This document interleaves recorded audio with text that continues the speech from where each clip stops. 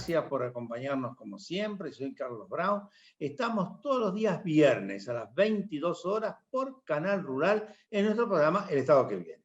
Bueno, y allí, lo decimos siempre, tratamos de charlar, conversar con protagonistas, con gente que tiene responsabilidades, que ha hecho cosas significativas, para analizar lo que está pasando, para pegar por allí alguna mirada para atrás de las cosas que se hicieron, y de esa manera a nuestra audiencia irla ubicando en la problemática y respondiendo seguramente a muchos de los requerimientos que ellos tienen.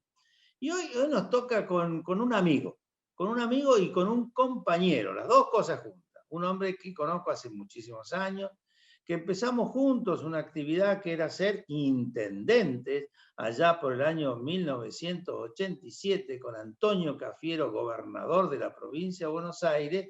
Y bueno, él en Berazategui y yo en San Martín, realmente una cosa muy interesante. Y después una gran actividad política que lo llevó a una infinidad de cargos y de responsabilidades.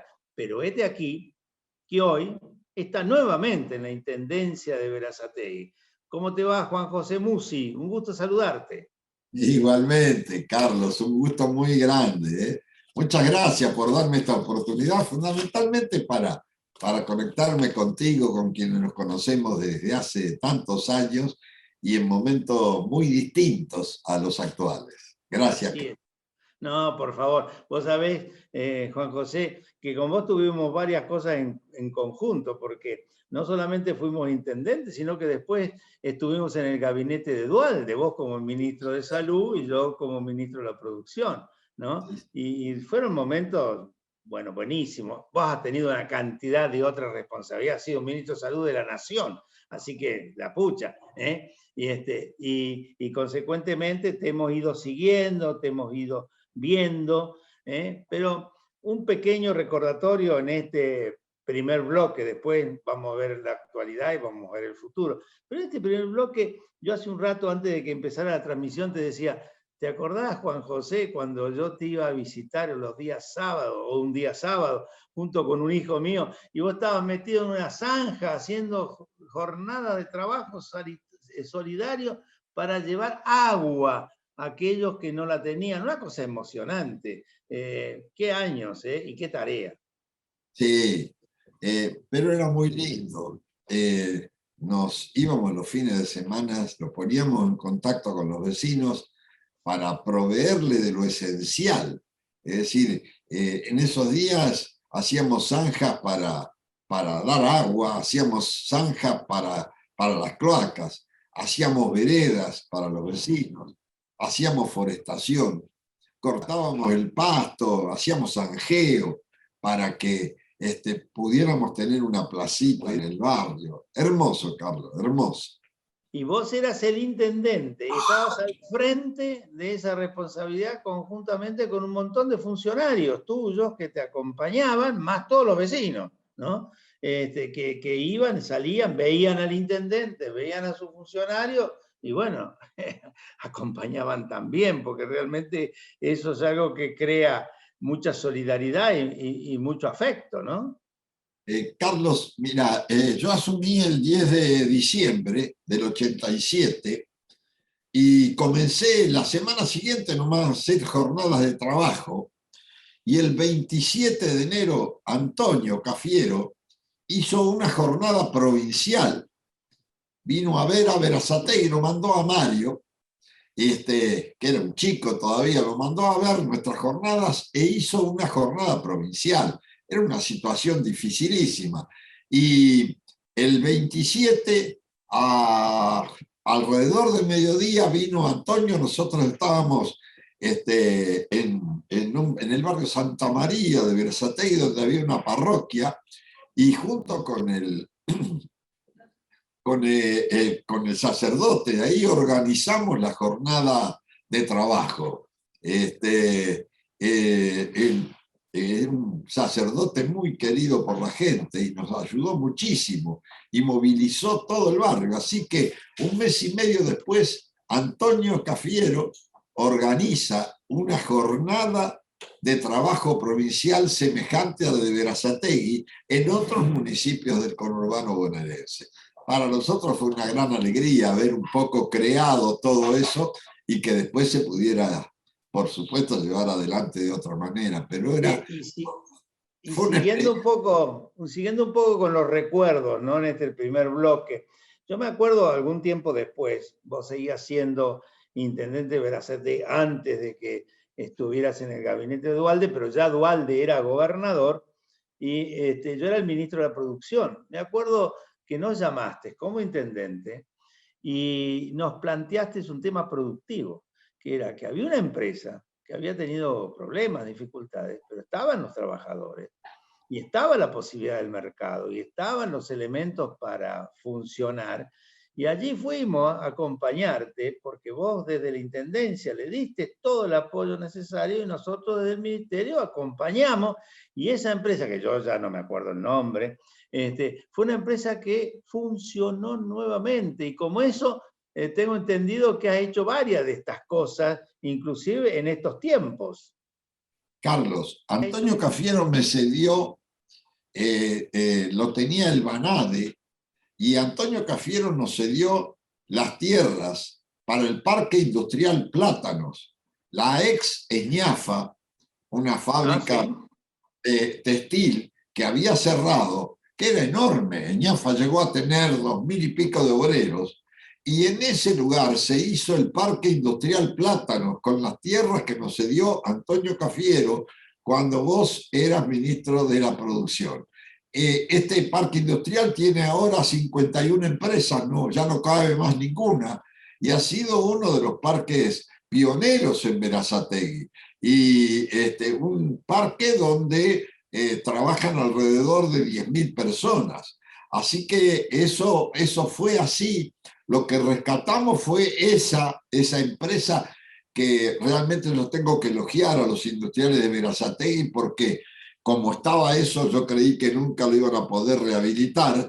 Sin embargo, hoy se puede visitar y te invito cuando quieras venir, que vas a tener muy lindos recuerdos, a ver ese lugar. Realmente fue así y rehabilitamos ese espacio donde muchas empresas suplieron a una, pero por supuesto con mucho más fuente de trabajo. Proporcionalmente en aquel entonces a nosotros se nos cerró Peugeot, no en aquel entonces, en la época de Martínez de Hoz se nos cerró Peugeot, se nos cerró Maltería, Hudson, Ducilo empezó, DuPont, que empezó a trabajar en una cuarta parte, y esa Eñafa se cerró en aquel entonces. Bueno, en todos esos casos, en la mayoría de esos casos, creamos parques industriales. Nosotros tenemos entre parques y mini parques 13 generados en Berazategui. 2 de ellos muy grandes, que es ese parque industrial Plátanos del que vos fuiste parte, porque nos diste una mano. A lo mejor ya te digo, con el tiempo a uno se le van pasando las cosas. Eso fue hace 30 años. Y el parque temático del mueble, que también tiene... recuerdo, sí. Que se ve desde la autopista. Es el polo temático de la madera y del mueble, que está ubicado sobre la autopista con empresas muy prestigiosas instaladas en ese lugar. Juan José, vamos a hacer nuestro primer corte y seguimos charlando porque esto está realmente muy interesante. Adelante, señor director.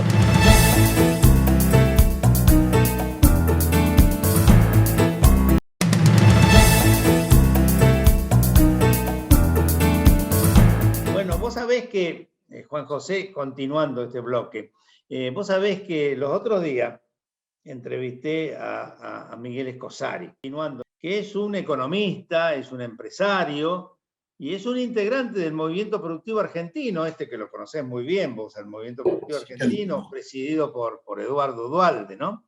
Y en la charla, Miguel Escosari dijo, Berazategui es un ejemplo de acompañamiento a los sectores productivos, es un acompañamiento con relación a los parques industriales, y en un acompañamiento a aquellas empresas que han tenido algún problema, y yo recordaba estas que estábamos haciendo mención en el bloque anterior, que tuvieron algún problema y cómo se fueron reciclando, ¿a partir de qué? De que la municipalidad no dijo, no me paga los impuestos, está cerrada, la remato. No, no, la municipalidad se pone al frente y dice, ¿qué hago para resolver este problema? Realmente siento, Juan José.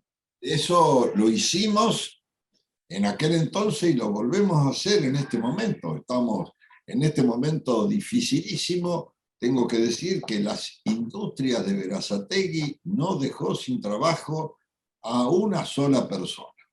Me enorgullece decir esto. Con ellos, con la Unión Industrial, con la gente de los parques, con las 504 industrias que tenemos en Berazategui, que se generaron en nuestra época, tenemos una relación espectacular.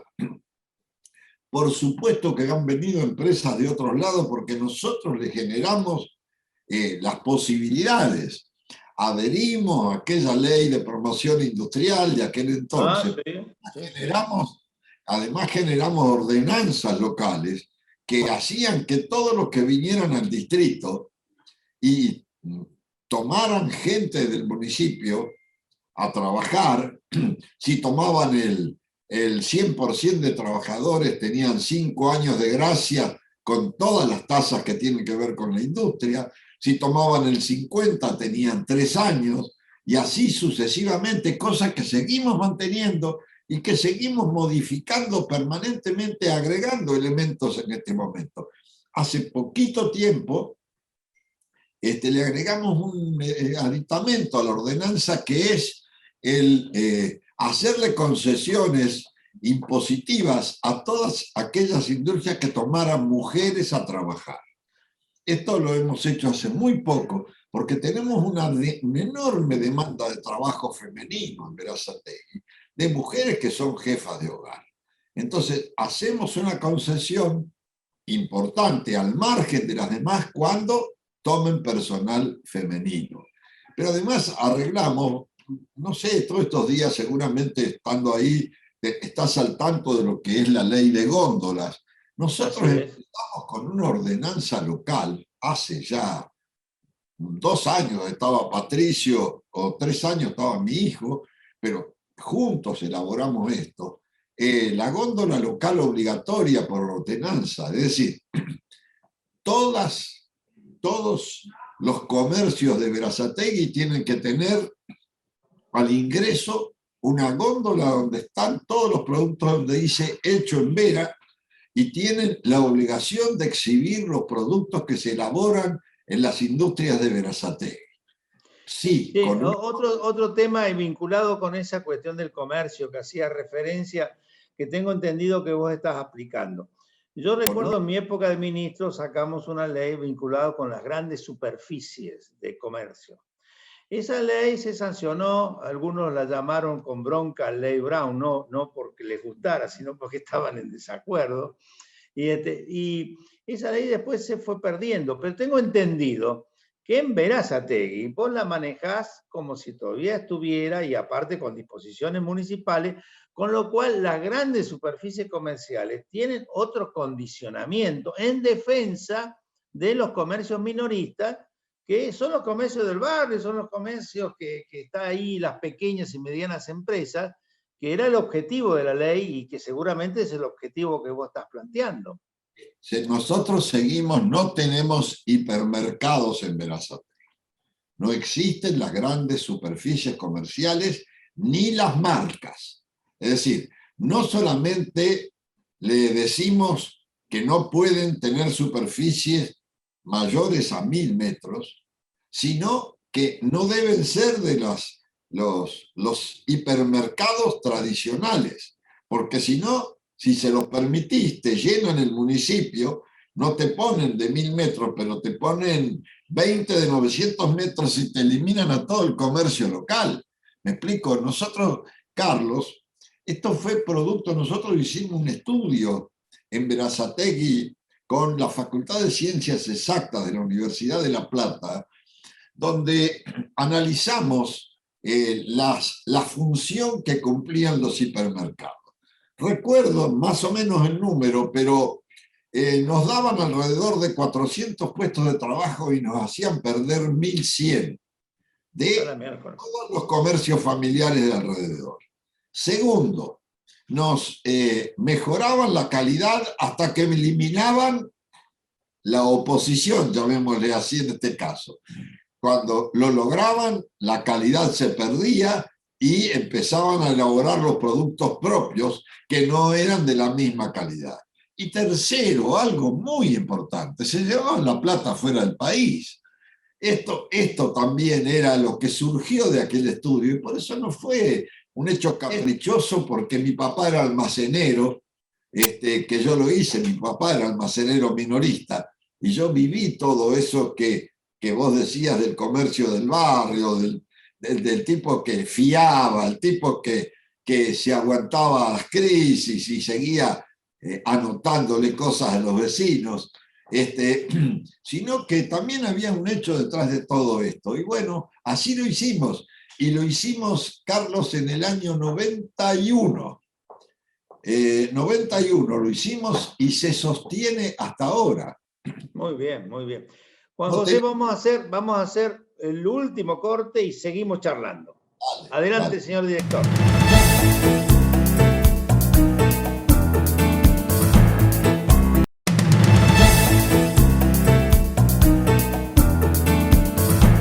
Bueno, Juan José, estamos en nuestro último bloque y vamos a hablar de algunas cosas de la actualidad con gente que realmente tiene experiencia en esta cuestión. Vos sos médico, has sido ministro de la provincia, has sido ministro de la nación, sos un hombre respetado y considerado.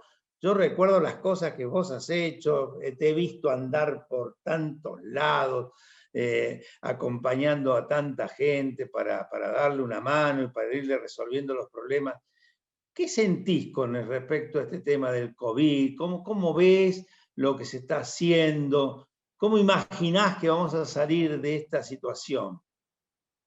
Bueno, es una enfermedad que sorprende cotidianamente por su variabilidad.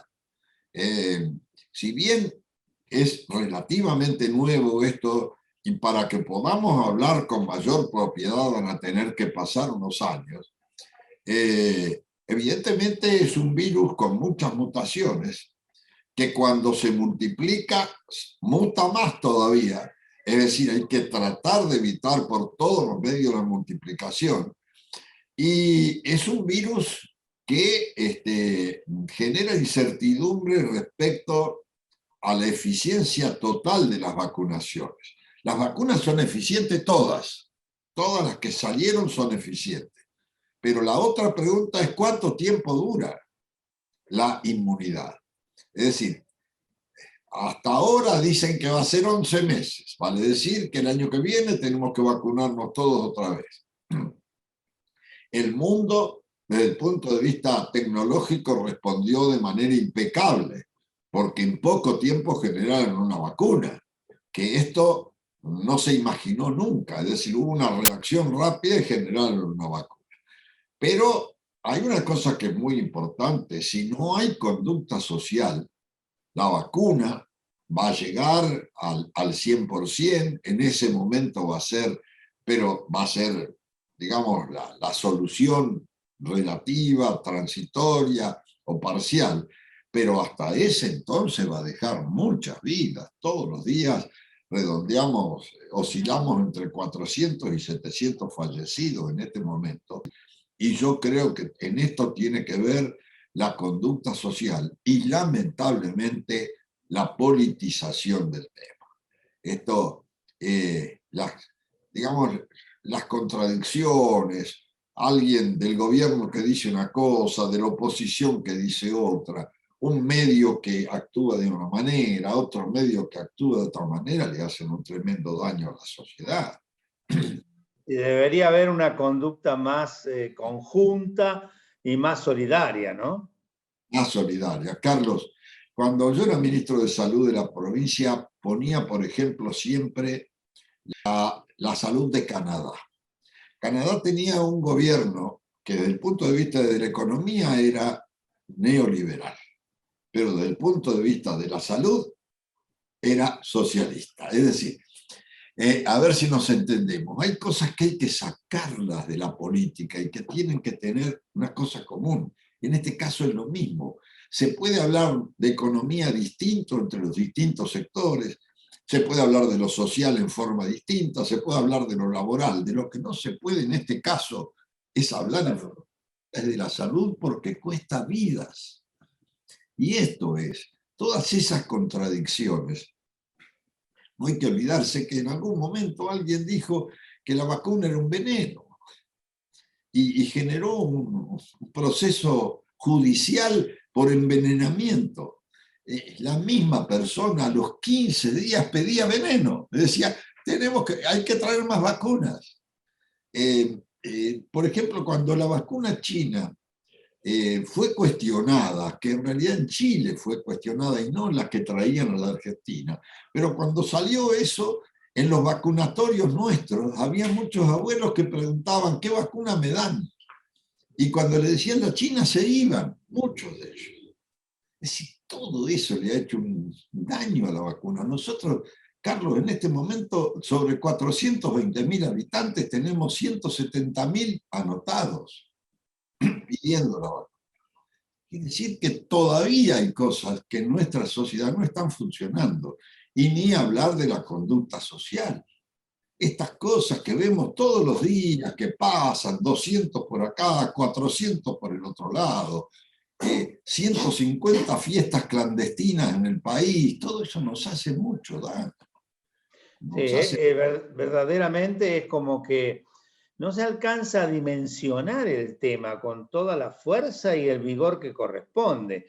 Y desde los sectores de la vida pública también muchas veces se utiliza de un lado y del otro en situaciones que no debería ser bajo ninguna circunstancia. Por Dios, qué bien lo que vos señalás, esto de Canadá. Sí, yo me acuerdo de que vos siempre ponías ese ejemplo, ¿no? En diferentes aspectos se puede tener diferentes concepciones, pero en uno que se vincula con la vida, ahí hay que ser muy claro y muy contundente, no puede haber tanta discrepancia. Sí, sí, es decir, Estados Unidos tiene la economía neoliberal y la salud neoliberal, Canadá no. Y eso fue un motivo de admiración del mundo entero, porque la salud tiene que tener otro aditamento, tiene que tratar de llegar a la mayor parte de la población. Yo recuerdo que Eduardo Duhalde me mandó a ver la salud de Estados Unidos, y yo decía, sí, hospitales impecables, pero llegaban al 10% de la población que tenía un sistema de seguridad social. Al resto se lo atendía nada más que en la emergencia. En Estados Unidos son muy, muy duros, porque si no tenés el seguro social, el seguro te dejan en la calle sin ningún miramiento. Es una cosa espantosa. Eso. En la emergencia. Es decir, si vos tenés una úlcera perforada o sangrante, te dan la transfusión, pero después la úlcera no te la tratan. Es decir, no sé si me explico. Esto es así. Estados Unidos, cosa que en Canadá no. En Canadá llegan a la mayor parte de la población con su sistema de salud y lo siguen implementando de esa manera, es un modelo. Sí, sí. Juan José, pero en definitiva, ¿vos no pensás que este tema, al margen de todas las cuestiones del cuidado, de la tarea que está haciendo el gobierno, de todo lo que se está visualizando, el tema pasa por vacunar, básicamente, y la conducta social? Esos son los dos principios centrales, diría que es. Es que hasta que llegue la vacunación necesitamos conducta social. No es solamente, es decir, hay que prohibir cosas, hay que prohibirlas, esto es cierto, pero Carlos, hubo algo muy importante. Yo fui uno de los primeros que salí a decir que no se podía hacer, no se podía dar presencialidad en las escuelas, porque lo estábamos viendo. A mí que como médico, intendente médico, me la paso analizando todos los días los números. Nosotros el año pasado, cuando no hubo presencialidad, no tuvimos chicos ni docentes prácticamente contaminados. Ahora tuvimos en un mes entre chicos de escuelas y docentes 400 personas.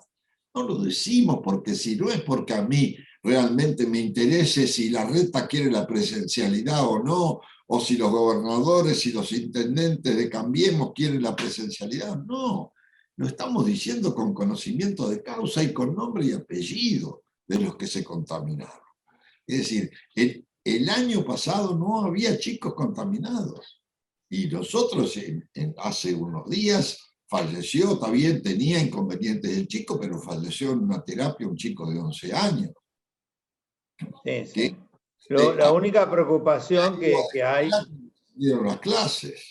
Sí, digo, lo que pasa es que uno dice, ¿qué va a pasar con los chicos que no van a las escuelas? ¿No? Eso también es muy difícil poder congeniar todo, es muy difícil. Muy difícil, Carlos. Hay que trabajar mucho con los padres.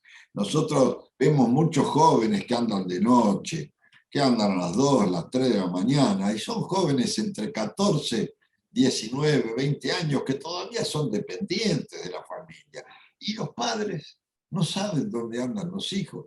Eso es recreación. Lo de la escuela, como vos decís, es discutible. También lo sabemos, que los psicólogos nos dicen y todo lo demás. Pero quizá se podría haber instrumentado algo intermedio, ¿no es cierto? Intermedio.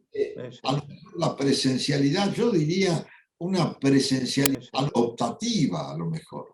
Porque a lo mejor hay padres que les cuesta manejar psicológicamente a los chicos y otros que los manejan bien y que pueden estar con ellos. Entonces, todo eso podría haber sido. Juan José, mi director está haciendo señas de desesperación porque se terminó el programa. Sí, realmente una alegría haber estado contigo, una alegría escucharte, una alegría ver que seguís en esta lucha después de haber pasado por infinidad de responsabilidades y en todos los casos bien ejecutadas, pero muy bien ejecutadas. Así que te felicito por tu tarea, te agradezco que nos hayas dado estos minutos y bueno, nos seguiremos viendo. Una alegría. Abrazo grande, Carlos.